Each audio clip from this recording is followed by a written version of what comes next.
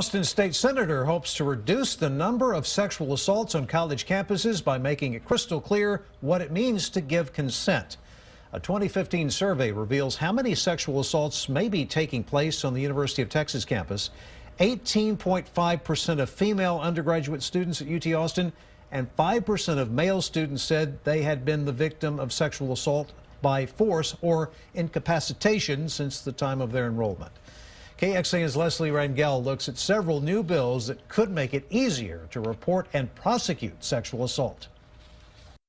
No means no, but the absence of yes also means no. Consent during sexual assault. It's an issue Senator Kirk Watson says is not black and white, and he wants to change it. Right now, the penal code definition only talks about what isn't consent. And what my bill will do is will say what is consent. The bills would clarify that an assailant does not have consent when they know the other person is not able to give it.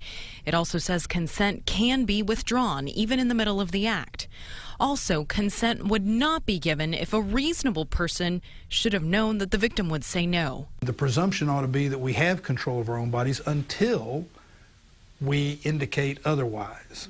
The other bills would address the reporting of sexual assault on campuses in Texas. 45.3% of UT students have reported that they have been the survivors of sexual assault. If the bills become laws, minors who report sexual assault would be immune to any consequences related to underage drinking or any other activity that violates student conduct codes.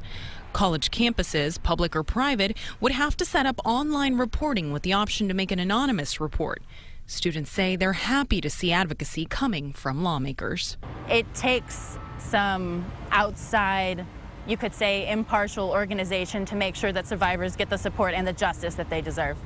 In Austin, Leslie Rangel, KXAN News. The future of those bills is in the hands of Lieutenant Governor Dan Patrick, who will decide what committee they will be heard in.